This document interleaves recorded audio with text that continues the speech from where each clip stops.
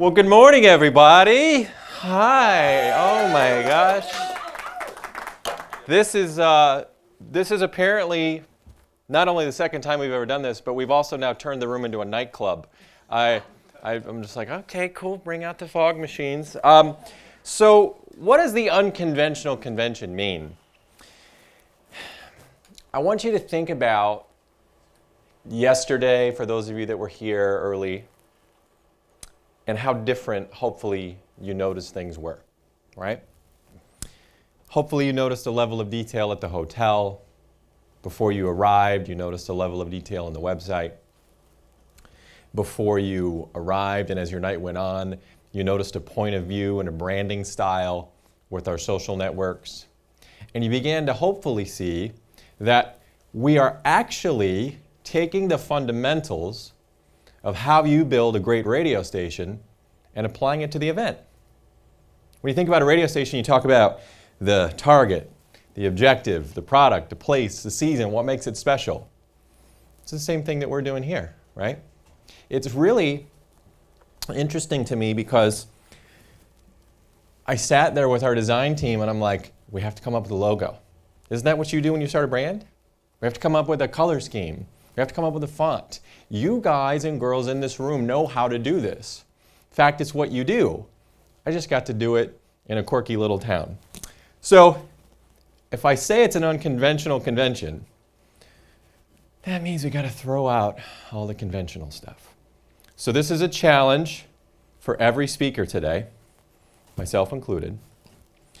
I've looked at every deck I've ever done at any event or symposium or gone to. I watched a bunch of videos over and over and over, and I picked out the cliches and crutches of every speaker I've ever seen in my life, including myself, by the way. So today, before we begin, if we're going to stay pure to the concept of being unconventional, we're not allowed to say these things. So if you're up here today, sorry to tell you, these are things you're not allowed to say. Okay? So I need a couple of assistants. I'm going to use Jill and Ben and Mojo. Okay? So Mojo is with 98.7 The Bull here in Portland. Ben is with WDJX in Louisville. And Jill Strada is with Cox in Miami. Come here real quick. So over there on the piano, can you go get 2 of those? And you get 2 of those? And you get 2 of those? And then I want you to actually, let's take all of them and spread them throughout the room, okay? So take as many as you want. Start passing them out throughout the room. So what Jill and Ben and Mojo have are air horns. Here's the deal. If you get caught saying a cliche or a crutch at all in the next 2 days, you will be air horned. Okay? So, try to remember these cliches and crutches. Take a picture with your phone, write them down, what have you. I've shared with all the speakers, I'm like, look, you might get air horned. I might get air horned in the next 26 minutes and 22 seconds that I'm up here. I'm up here is not on the list yet. First cliche, not allowed to be said at the unconventional convention. Jesus Christ, if I hear content is king one time, that person will be air horned. In fact, this is the quintessential statement. Here, you know what this statement really is? Because we're friends. This is what programmers say when they don't know what to say. So they have to hurry up and come up with something. My GM's asking me about this. Content is king. Okay. Not allowed to be said. Second one. Radio is not the original social media. Stop it. There was nothing social about the way the product was created. Really, we have a request line we don't answer. Right? We had a transmitter where we pushed what we wanted into your ear. We didn't create a social environment. We created fans, we created listeners, but it wasn't social, it was socialistic. Next one. In the digital age. Now listen, The internet's been around for about 27 years. It's been the digital age, right? But when we go to these events, we hear people go, well, in the digital age, we've got to focus on our streaming. Listen, I've been watching illegal episodes of Buffy the Vampire Slayer since 1992 on the internet. So it's not a new thing. So let's not act like it is. There's one for you. There's one for you, and you've probably said it. I've said it, right? Shouldn't everything that you do be changing the game? Isn't every move a game changer? You don't go to work and say, you know what I'm going to do today? Same thing I did yesterday. I'm going to have the same songs in the same order. I'm going to say the same things. I might run the same breaks. Everything you do is supposed to be changing the game, right? That's the game. If you were a sports team and you were running the same play every time, you probably would lose the game. Game changer not allowed to be said this week. Hot button would imply there's a cold button. What are the listeners' hot buttons? How about we talk like they're people? What do they care about? What do they like? What do they love? What do they loathe? Hot button is this thing that we say that I want to move us past. This one's going to upset a lot of you because it's totally going to mess up your entire social media game. I'm warning you in advance. There will be no mic drops. We'll be dropping no mics. So if someone up here over the next couple of days says something that you find inspirational, motivational, educational, something that ends in shadol, you're not allowed to put a drop mic emoji and put their name in quotes. Push yourself. Similar to Game Changer, I hear this one all the time. We're going to take this to the next level. We were guilty of that with this event. What can we do to take it to the next level? What if I like the last level? What if I don't want to go to another level? Right? I'm okay with this level. This is something we go to along with one of my favorites that we'll hear today for sure, that will air horn somebody, thinking outside the box. Okay, now, thank you to Bob for all the kind words he said before I came up. It means a ton. And I really do believe this sentence is a cliche and not a mindset. There is no box. If there was a box, I would take the box, rip the box up, put it on the floor, and pee out it on this stage today because we have to eliminate the box. Do you think that when Steve Jobs invented the iPhone, if he put 1,000 people in the room, way back when the original iPhone came out, and he said, you know, in fact, let's do this. There's 1,106 people in a room, which would now be a larger sample size than Nielsen in Portland. Hello to our Nielsen friends. Right? If he asked that sample size, think back, who in this room would like a phone with buttons on it? All their hands would go up. Who in this room would like a phone that doesn't have buttons on it? Not one hand would go up. People don't know what they want until you show it to them, right? That's the famous line from the Steve Jobs movie. There was no box for Steve. The only thing he cared about was the actual box the phone came in. He cared about that texture and about that font and about the way it made you feel. We're going to talk a lot about that over the next couple of days. Here's some adjectives that I hear a lot when we want to sound like we know what we're doing. It's going to be iconic. First of all, every artist you play is not an icon. Let's clear this up right now. Okay? Literally. Literally is literally the most incorrect use in the English language. Right? Viral. We want something to go viral. I've had some viruses. You don't want that. It just sort of happens. Right? And you can't make it happen. All of you have been in marketing workshops. All of you have met with clients. All of you have met with artists. They say, we're going to try to make this go viral. Well, that in itself is already the wrong way to go at it. And then epic. Epic is the new, it was epic, man. Tope last night, epic. It was nice. But epic has become this word that we give everything to. What I want to say to everyone here is, I want you to go home and actually do something that is so epic that it goes viral. Literally everybody will talk about it, and you will become iconic. That's how you do it. But we don't do that. We just throw the word out there. So, you get air horned. Next air horn slide. We're going to move the needle. Same as game changer. That's like saying, I showed up to work today. I wasn't too drunk, right? It is exactly the most fundamental part of what we do. This one, you're going to hear it. It's what you do between the records that matters. Yes. Do we have to say that? Air horn. And then the one that everyone's going to say, and I warn all your speakers, this is going to be your opening line. I am super excited to be here. Okay? So, please remember all the cliches and crutches. If you hear somebody doing them, air horn them. If you just want to test if your air horn works, you may do that right now.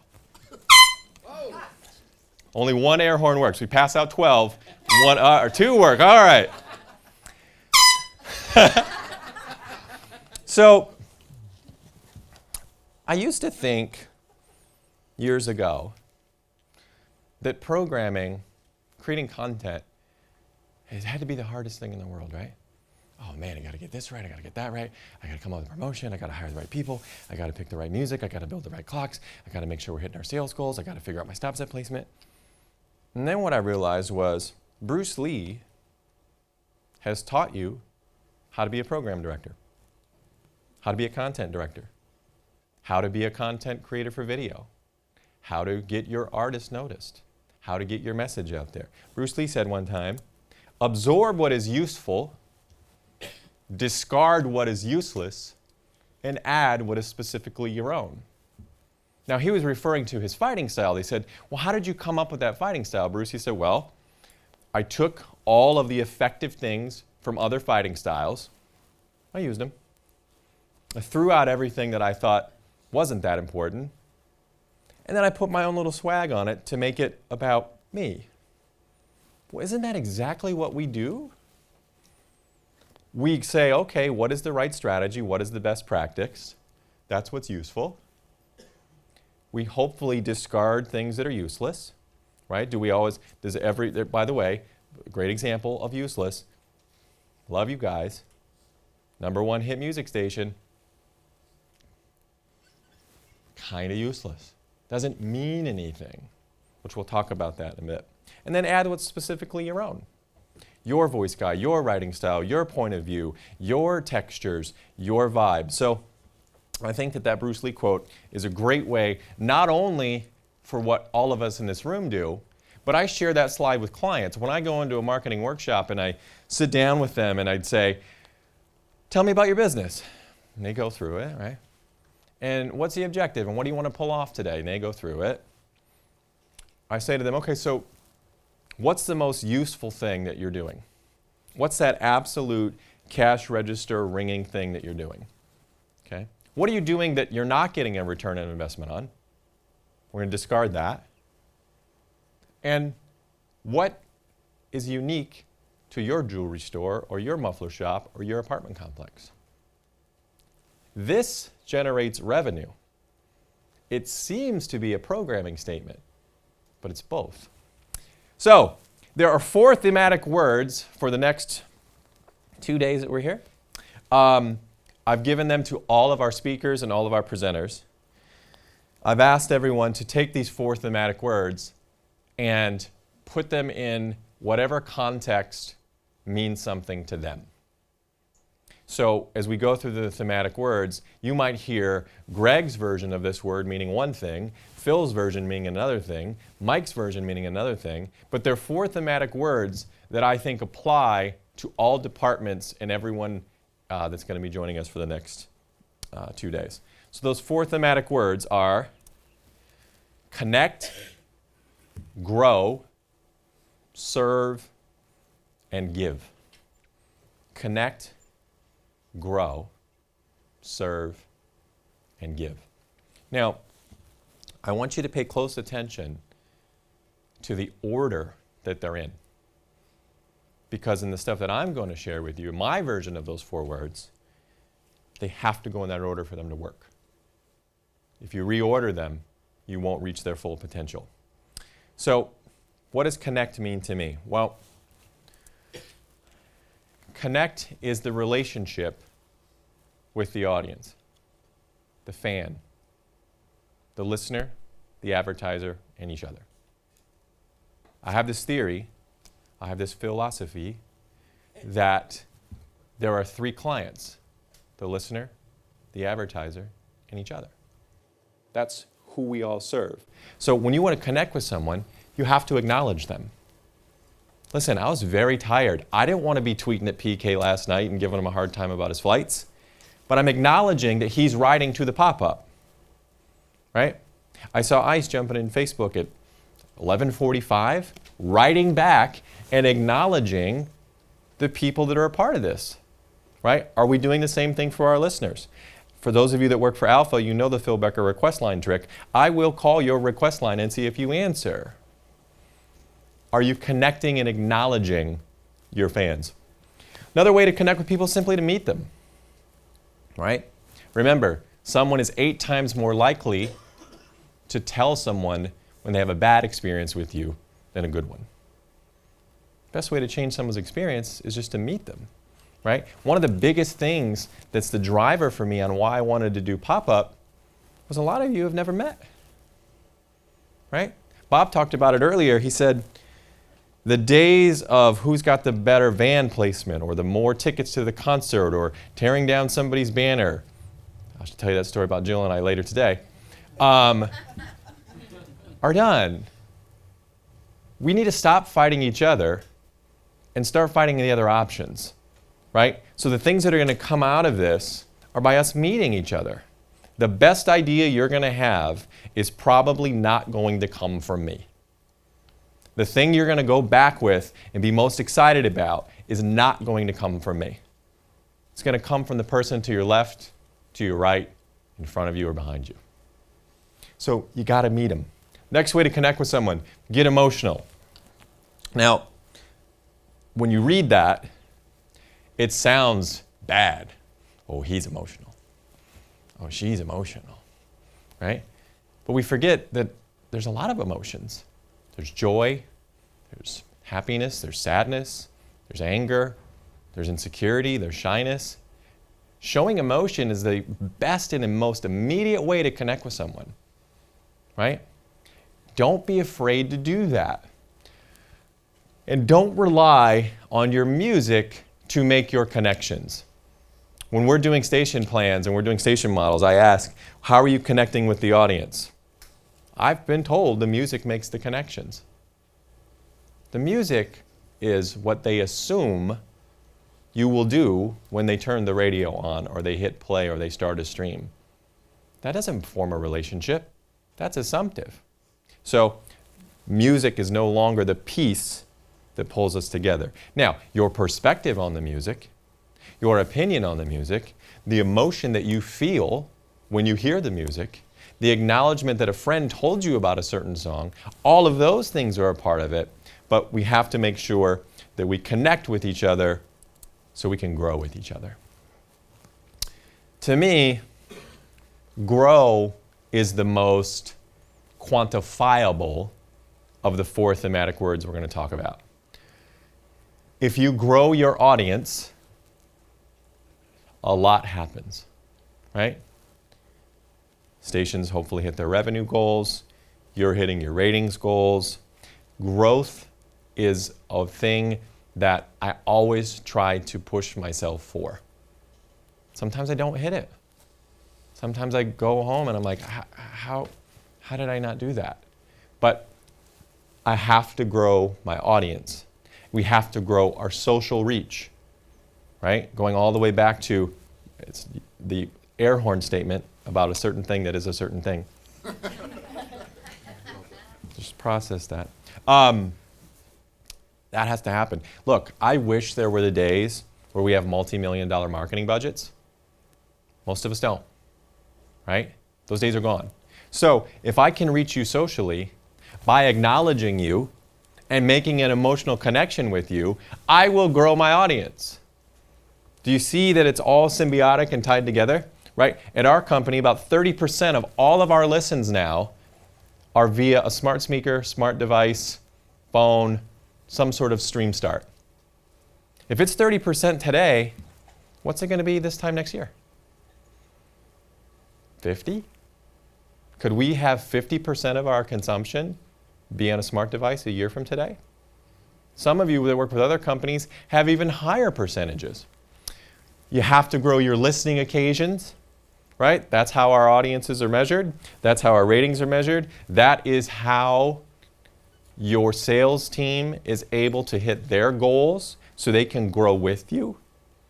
Growth is not a programming statement. Growth is a team statement. And growth is the kryptonite of attrition. I assure you that if you go back to your market and you sit down with your director of sales or your general sales manager or your account executives and you say, hey, I want to help you with your attrition. Attrition, depending on where you work, is defined by the amount of clients that do not return to the radio station or return to the radio station with less spend, typically over 12 to 13 months. As an industry, some of those numbers are 20, 30, 40%. I don't know a business in the world that could go, yeah, we lost 30% of our clients, but we're good, right? So growth is the kryptonite of attrition. If you grow the four things above it, your attrition will go down. Serve. I used to say this thing all the time, what have you done to make yourself Pandora-proof? Right?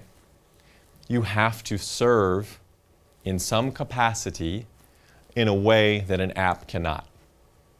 You have to.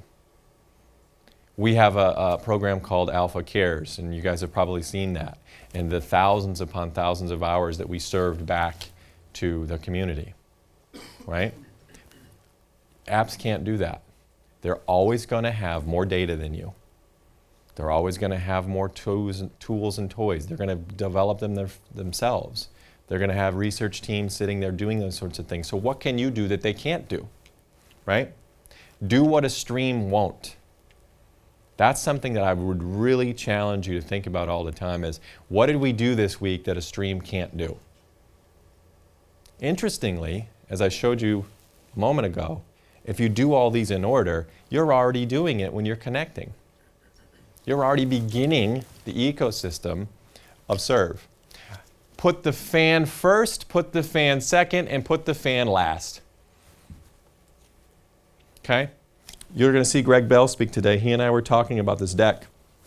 He brought up a great point. He goes, you know, that reminds me of the Grateful Dead. When you think about the Grateful Dead, they were the band that Fish ripped off, but they were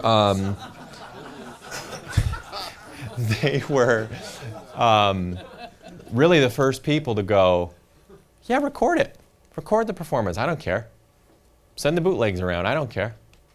Yeah, do whatever you want, right? And they really said, I'm going to put my fan first, serve them, and put it all out there and give it to them, right? If we had done that as an industry, would there be an Napster? Would that have ever happened? Don't know.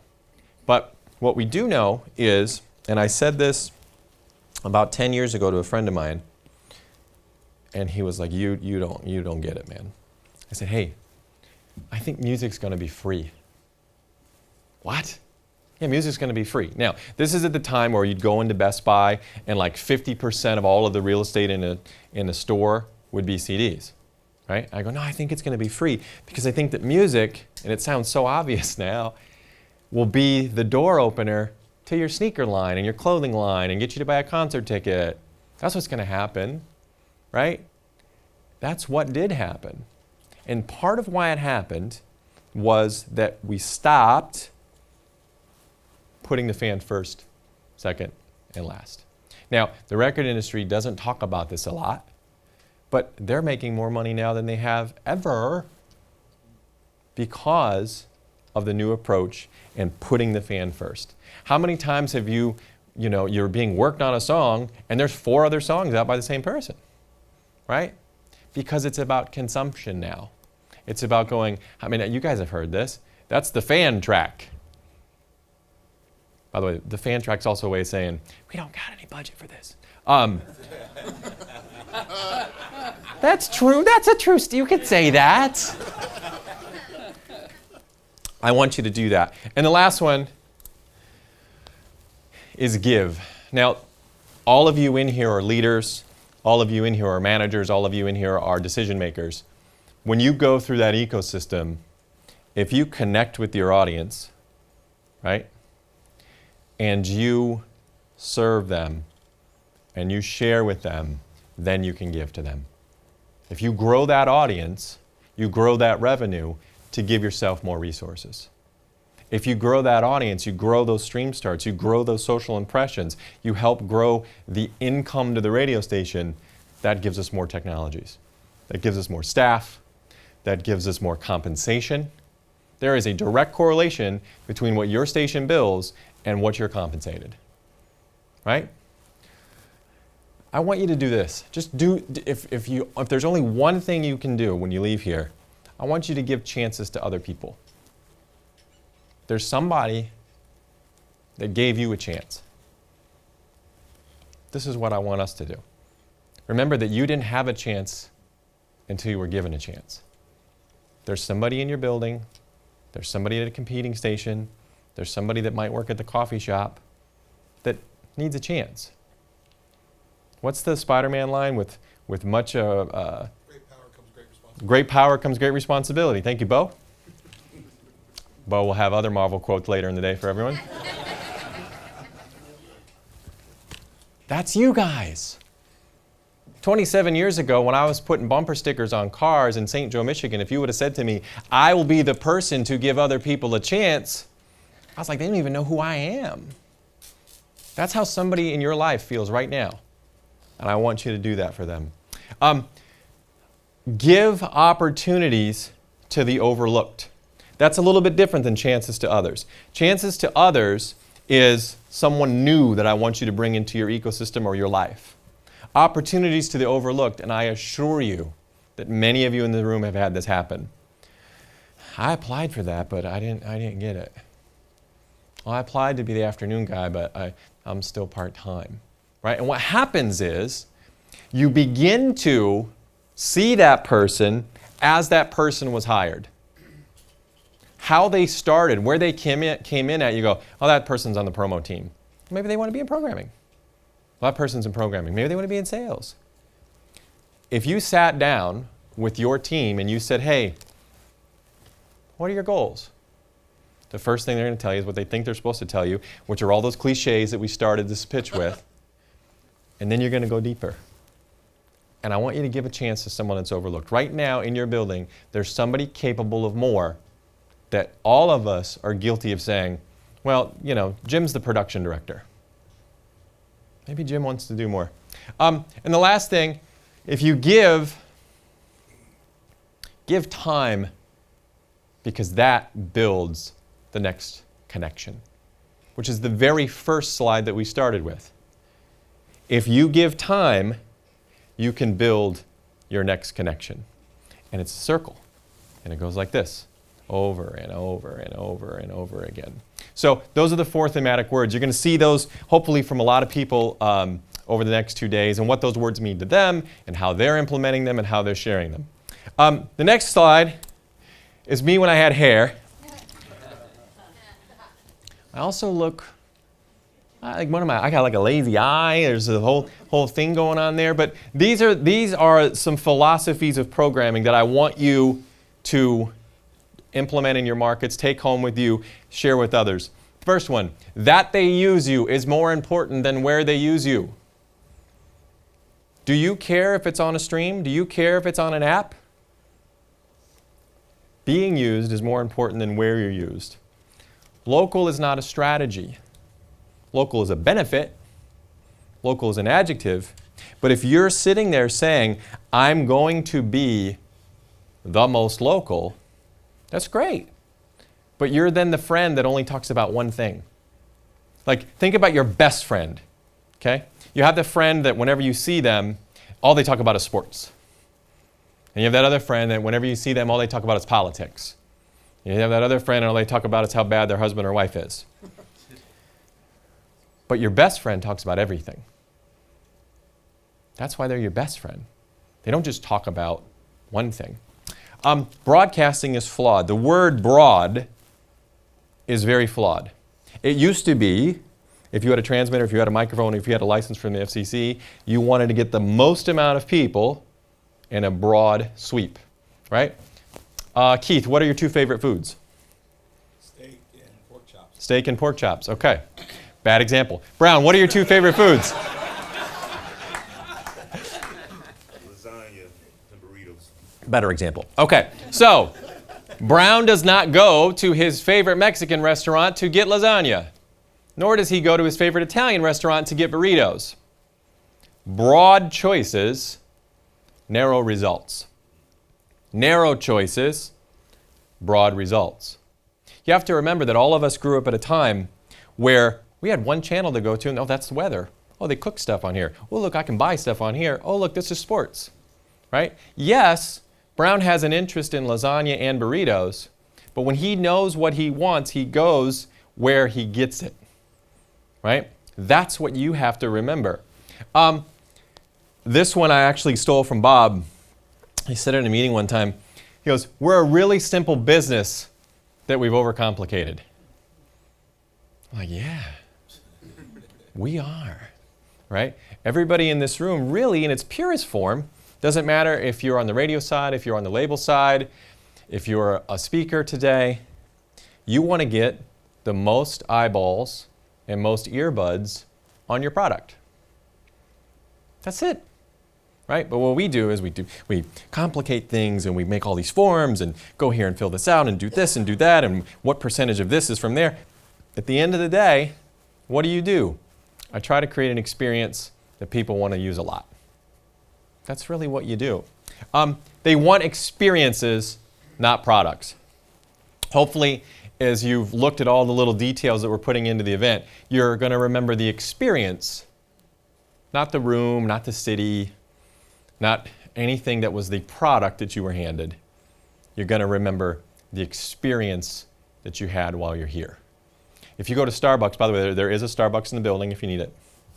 You ever notice that Starbucks has those little cardboard holders on every cup? They don't do anything. Mojo has one right now. They make you feel safer. They make you feel like you have a grasp on it. They make you feel like you're connected with the cup. They're giving you an experience. All Starbucks have nice tile floor or nice hardwood floors.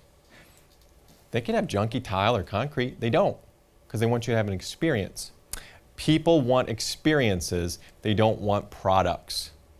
You should not try to be a product. Appliances are products, right? Give them a great experience. And the last slide I want to show you, I saw Seth Godin do a version of this. I loved it, and I wanted to share it with everyone here today. This is my opinion, no matter who you are in this room or why you're here for the next few days. That center experience that we just talked about is the beginning of everything else that orbits around it. Let's go from the outside in. This is something we're very bad at as an industry. How many times have you gone into a meeting with an account executive and the account executive says, well, they want to get more clicks on their website. They want to get more they want to get more, leads. They want lead generation. Okay?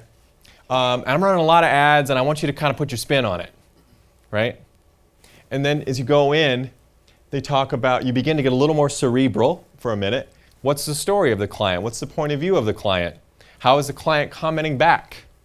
Now, by the way, when I say the client, that also means you're a listener. It's not just an advertiser, right? And then you start to talk about price. For you, if you're a program director or content director or music director, price is your song quantity. Price is your unit load.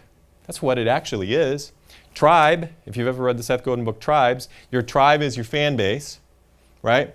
But we sit in this outside world. I think we spend more time talking about buzz and hype and getting the word out, and we don't go all the way back to the center, which is the experience. So I hope you leave here today, tomorrow, whenever you leave, focused on the experience, focused on connecting and growing and serving and giving and making sure that you do something that you've never done before. And when you do that, you can't do it alone. There's somebody right now that wishes they were in that chair. There's somebody right now in your building that wants to learn, what are they talking about? For some of you, Q and 12, they're brand new with us here. That was them 2 weeks ago. 2 weeks ago. Congratulations, guys. For some of us, we've been doing this for a really long time, putting bumper stickers on cars. Okay, thank you guys so much.